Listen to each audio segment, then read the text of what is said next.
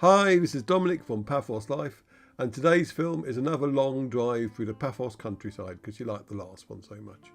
So let's have the map up first of all, and we're starting off in Stroumbi and going up through Kathikas to Pano Arodes. Then we're driving through the Akamas villages of Arodes, Ineia and Drusia. Then we're hitting the main road before crossing it and going down through Kritou Terra on the winding road to the B7, then back up to Stroumbi via Yulu and finishing at Polemi.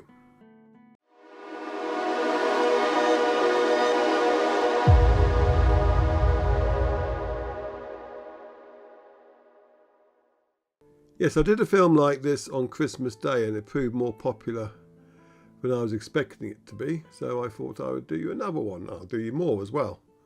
I'll make them a regular thing, because the format of having me waffle on for a bit interspersed with a bit of music seemed to work quite well, because it meant that I didn't have to struggle that much to come up with stuff to say. The reason I have problems is because when you're just driving through countryside you run out of things to say fairly quickly. But at the moment we're in Stroumbi, so I should shut up and talk about this place.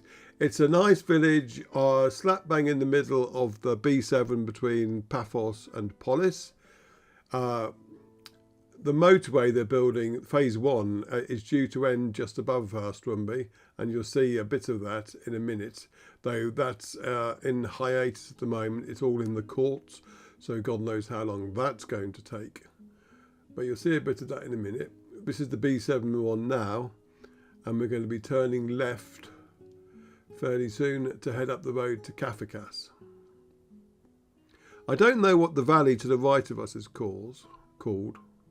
I guess it could even be the Critou Valley that goes all the way down to Polis, because that's what it does. But I think it's a bit early to say that. I mean, they may not even have a name. I don't know. But there's the motorway work going on up the top. I say going on. Nothing's happening there at the moment. But that's what they were doing. And this is where phase 1 of the motorway was due to end. And apparently all the house prices nearby had gone up because of the impending motorway, but I don't know whether that's true at the moment or not. Anyway, if you like our films, please do subscribe to our YouTube channel and share them far and wide. The more people who see them, the better it is, etc. And if you like to see different sorts of films, leave comments and let us know. And if you want to say thanks, then buy us a coffee at buymeacoffee.com/PaphosLife and send us a few coffees. They are gratefully received. And if you want to get something back in return, go to our Etsy shop at etsy.com/shop/PaphosLive, and there you can buy all sorts of memorabilia using photographs that we've taken of Paphos, such as mugs, phone covers, pictures, calendars, t-shirts, that sort of thing. And follow us on Facebook. Our Paphos Live Facebook group, our page rather, has all the latest information that we put out. And if you want to say hello to us, then go to our Paphos Chat Facebook group or our Cyprus Chat Facebook group if you want to talk about the whole of Cyprus. There ends the marketing.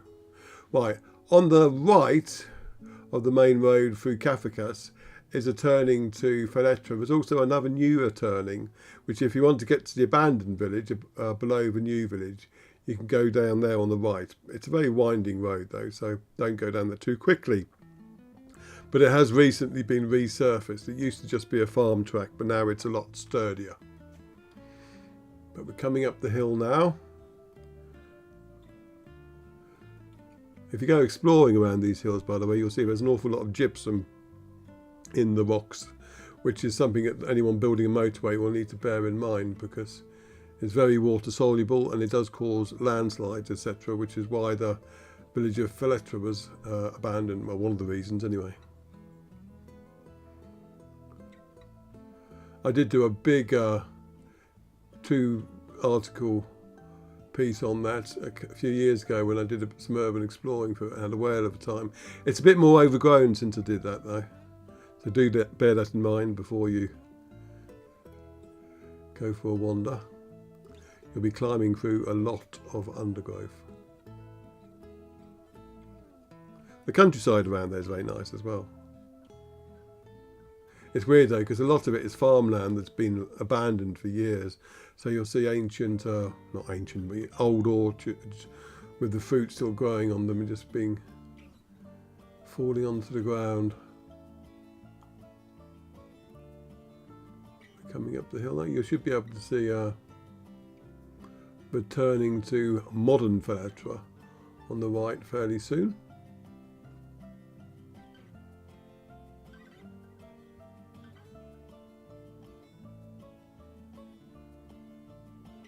And after that we'll have our first bit of music.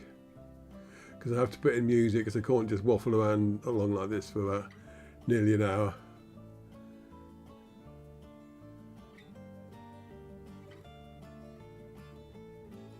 Weather-wise, pretty cloudy, a little bit of sunshine, but well, you can see what it's like in the picture. It's just suitable weather for the season.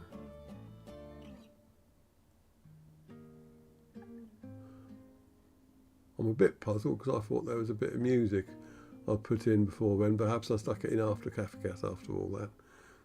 So I'll have to get back into the swing of my conversation. Now, if you take a turning down here, you can bypass Kathikas and get to the Korsos road. But there used to be a way you had to come when they were renovating some of the roads in Kathikas, which is what we're in now. And it's a fun little drive. A lot of the farm roads around here, though, you have to treat with caution because they do have a habit of conking out or ending in a very muddy field. If you turn left, you got the main village, and if you turn right, you go down to Pano Arodes. We featured that drive fairly recently.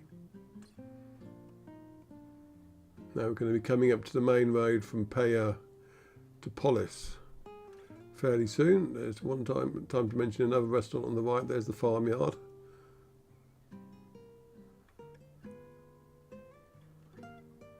And now, better late than never, we'll have our first little bit of music.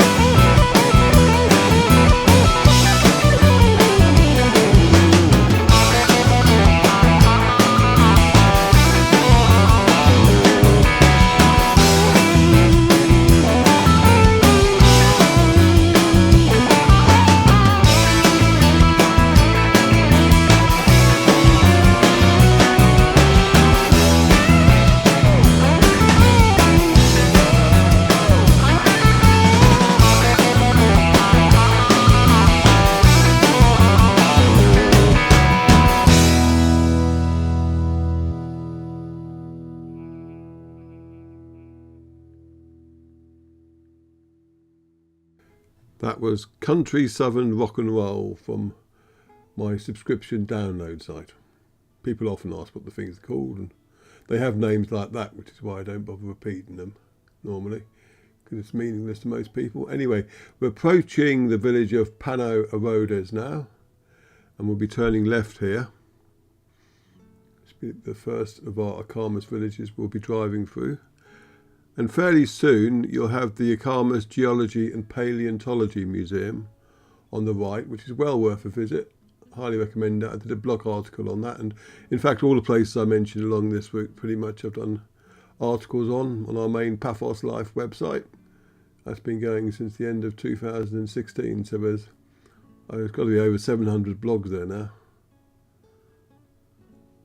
And there's a business directory as well for everyone who's looking for a place to buy a sofa from and stuff like that. So have a look there. On the right here now is the Museum of Templar Ages. I seem to remember that's open Tuesday, Saturday and Sunday, but don't quote me on that. And in the mornings it's open. Very worth. It's a small place, but lots of interesting information. And here's the main church of Pano Arodes on the left. It's a lovely little village, this is. Lots of cats around as well, if you like your muggies. Now, there are two villages up here that share the name Arodes. There's Pano and Kato Arodes. And Kato Arodes, I believe, used to be mainly Turkish Cypriot. And they were all moved north after the invasion of 74. But there are still a few places that are open or lived in, so to speak. Well, the majority of them are now, I think, but what you have to bear in mind is that a lot of the places up here will be summer residences. So if you're exploring in autumn, you might think they're abandoned and neglected. They're not. They're just not in use at the moment. So don't think you can just wander wherever you please. These are people's houses. So we've left Pano Arodes. If you take the turn left there, you'll end up going onto the Akamas, which we featured quite a lot. But we're going right through the village of Kato Arodes.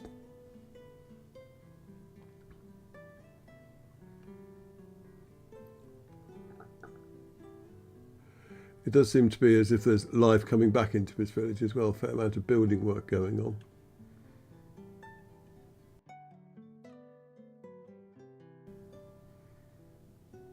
Newly renovated stuff. Now up here on the left is a nice water feature, which I believe is the source of the stream/river that runs through the Kathikas Gorge. And one day I'll do a feature going from the start to finish of that. Anyway, time for another bit of music. This one's called So Long Blues.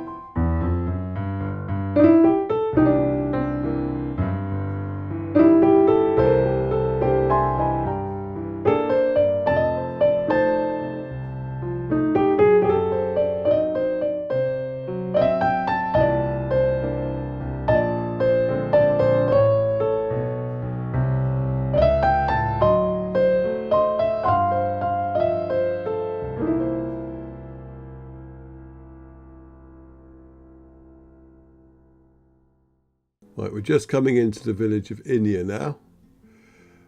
They've done a lot here in terms of renovation work over the last few years. I think it's my second road trip that goes through here, and I had trouble because I had to wait a while for it before publishing it because they were doing lots of the roads were closed here, but they've since all been finished and reopened. I had to wait for this chap to move his car for a bit. Now in the centre of Ineia there's a turtle museum we'll go past soon, and there's a very nice little art shop just here on the right too. But the whole village and the surrounding area is well worth exploring. They've done some lovely work on the features in the surrounding countryside, so there's some nice walks there which you can take, and it'll take you through to little chapels and water features and stuff like that. So we turned right at that crossroads. If we'd turned left, we'd have been back into Yakamas, and gone straight on, we'd have been towards Androlica and the quarry, which is where road trip 2 takes you. But we're going into Drusia, which is this way. Now, Drusia itself is a fun village to drive through. I think every time I drive through it, I take a different route because there's so many little twisty, turny roads. Like most Cypriot villages, the roads and the villages took shape when donkeys were the main form of transport. So a lot of the roads within a village would be quite narrow. You do need to bear this in mind when you're navigating your way through. So we're entering Drusia officially now. There's the sign, and on the left soon you'll have the Museum of Rural Life, which is well worth visiting. Try and pinpoint it as we drive past. I think that's it, just there on the left there. You park in that area there before the museum. It's not just a museum, by the way, it's a municipal building, so the museum may well be closed and the part of the building may still be open. Again, there's an article about that museum on our website, one of the blogs we did. But of all the museums, I think that's probably the one that's slightly bigger. I mean, none of them are the same scope as, say, like the British Museum or something like that, but you wouldn't expect that. But they're all free entry. But this is Drusia itself, and you can see what I mean about nice little windy roads. And though there are many turnings and junctions, most of them will arrive you at the same area because they sort of join back up again.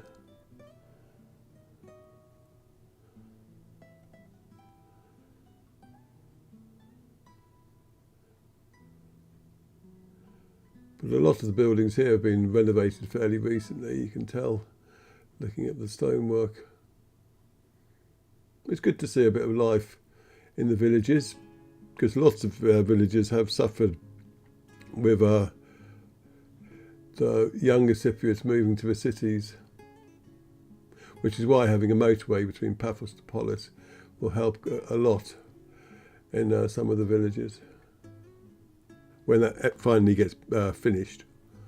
That's got in the courts at the moment, as I mentioned before. See, this time I turned left here. I think last time I was filming this, I went right. But yeah, so I won't go on about the motorway anymore. But Drusia is a very nice place to visit as well. I mean, all the villages in the Yakamas are well worth your time. The countryside's amazing. And to the left of Drusia, there's some very nice rocks. And if you go there and you're homesick, it'll remind you of Dartmoor. That's what it does to me anyway. Even down to the fact that it's quite likely to rain there.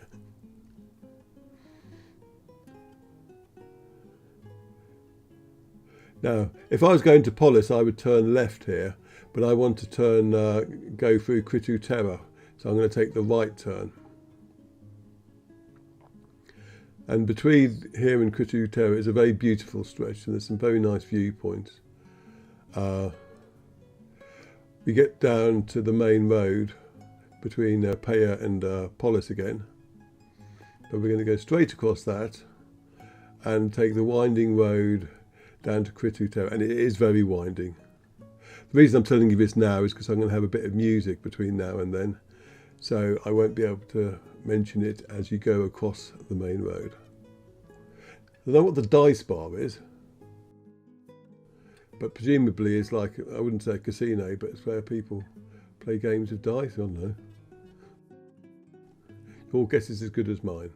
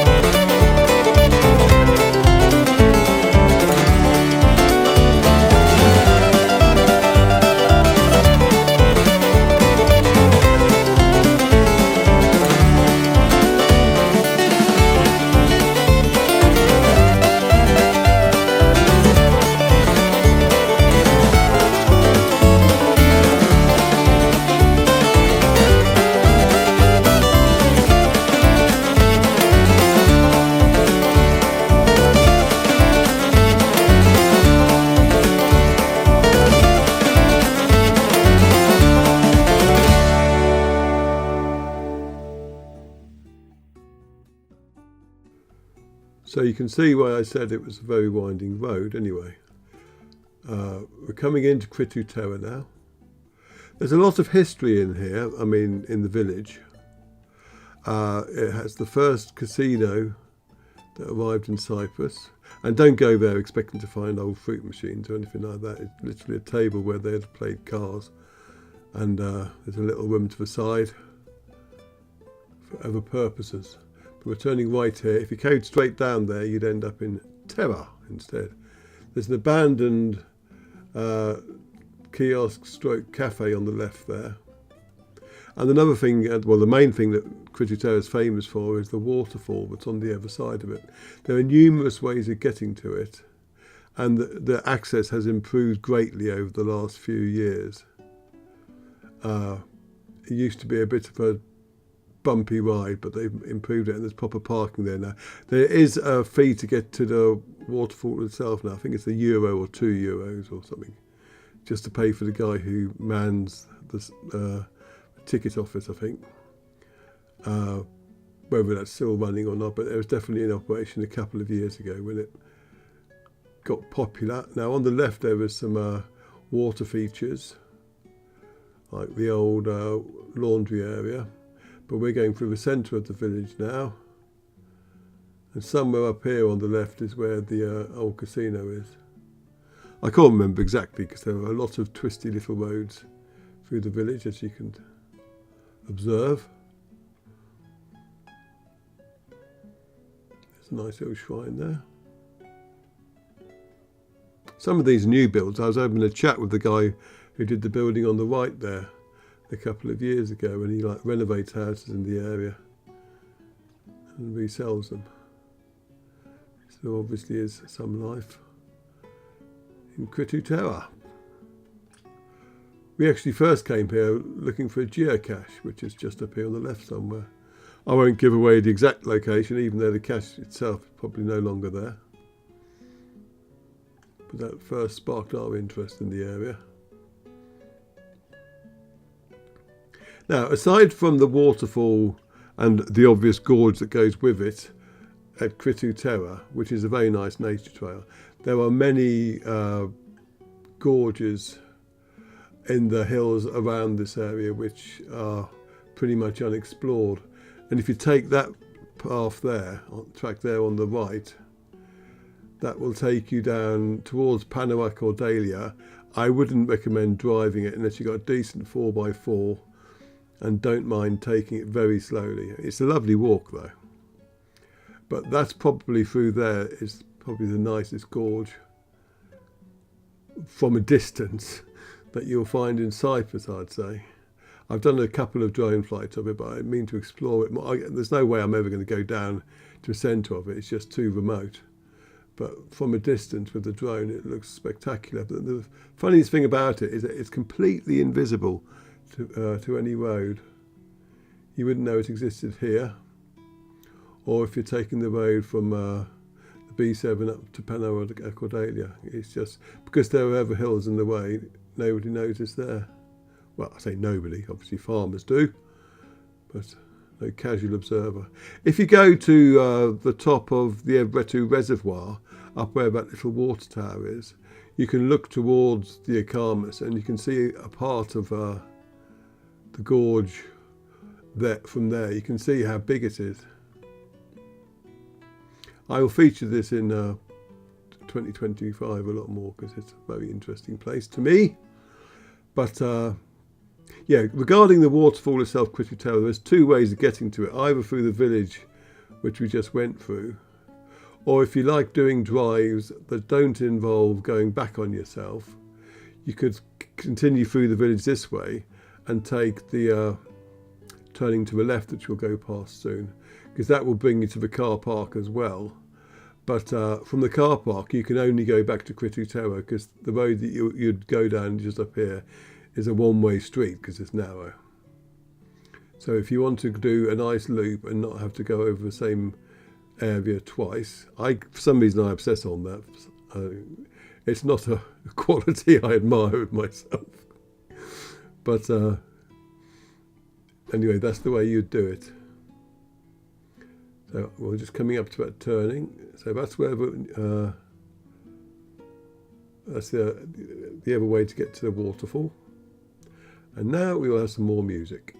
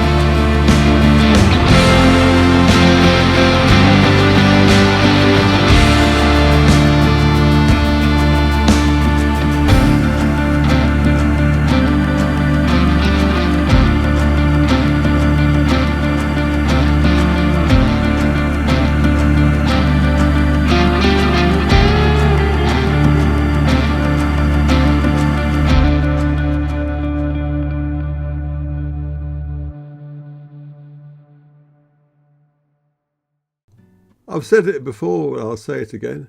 It's very green in Cyprus at the moment and it's a joy to see. They'd always take me by surprise each year, just the difference between the green and the brown of the summertime.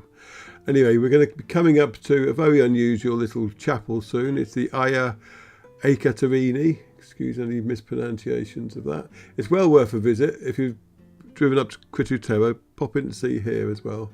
Some nice old murals on the inside. And it's a lovely place. We did a blog article on that many years ago. There's also a geocache there, though I doubt it still is there. So that was the hill from Ineia all the way down to the B7, which we're just approaching. And when we get to the B7, we're going to be turning right and heading back up to Paphos. If you turn left, you will be heading towards Polis and the north coast of Paphos. We're just about done in this area. If you observe, the countryside around here is very barren in terms of lack of buildings or any roads. Fundamentally, that's the main issue they have when they have fires here, because you will get fires in the countryside in hot countries. It's just a fact of life. There's a rainbow up there. If you look, I hadn't noticed that before.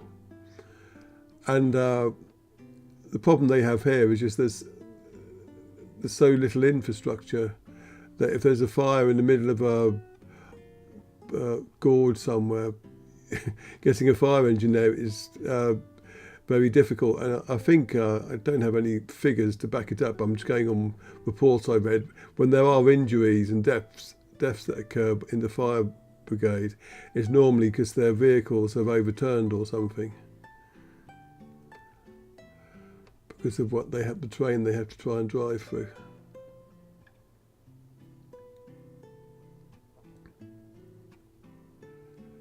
I mean, I was talking about that hidden gorge before. Once we come to the next turning, it'll be directly ahead of us. But as I said, it's invisible from pretty much anywhere. It's just beyond that ridge.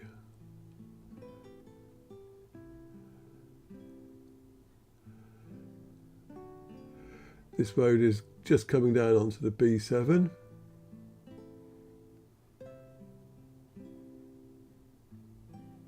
And obviously don't just zoom straight out onto the main road.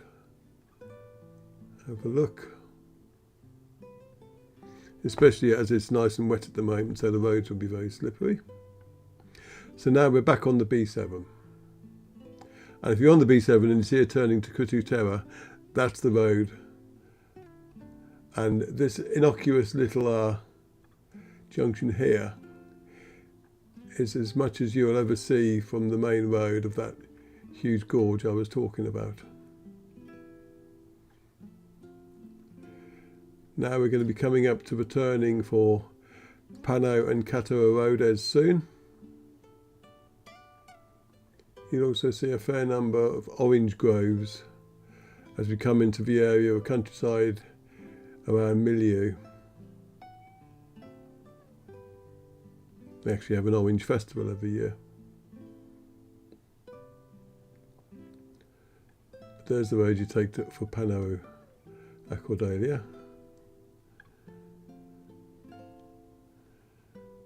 Now bear in mind that around this part of the B7 you'll notice an awful pong.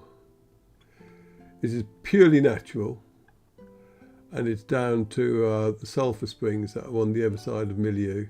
For some reason you don't tend to actually smell them in the village itself, but if you actually follow the nature trail to the source of the sulphur spring and it's been raining, it'll smell bad. But you can see the orange groves I mentioned earlier now. So don't worry when you go through here and it pongs a bit. It's all perfectly natural. Let's have some more music.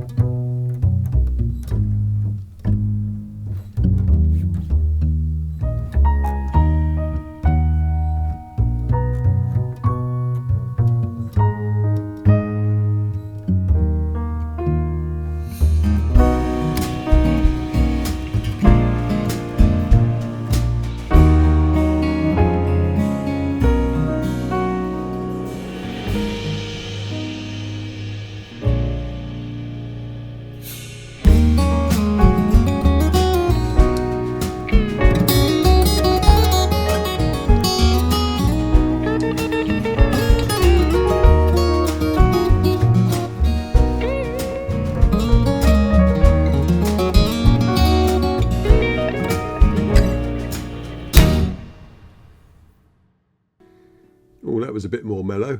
We're now entering the village of Yulu. Even though it's spelt Giolou, it's pronounced Yulu. Similarly, Yeroskipu, if you read it, you'd probably say Jeroskipu, where it's actually pronounced Yeroskipu.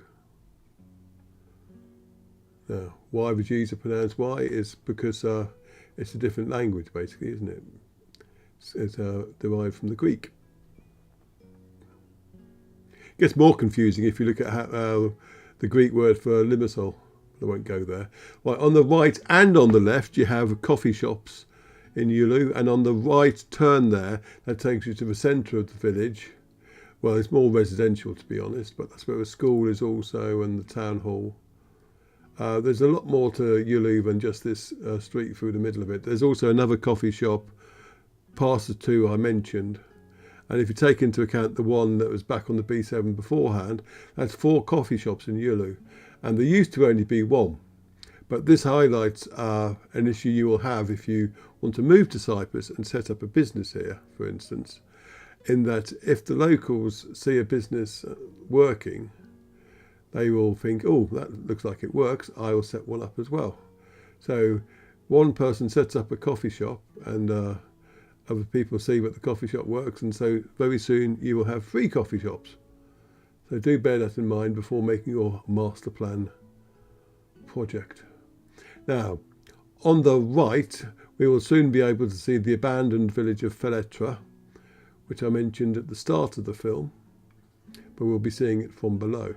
And we'll also be going past an area of road that they were renovating for a couple of years, because they basically had to turn it into a bridge on land, because the land here has got so much gypsum in it that it's not good for building roads on, basically. So they'll have to bear that in mind when they eventually get round to doing phase 2 of the new motorway. But so they had to repair all that several times. It's just up here with the final bit of repair work. There you go.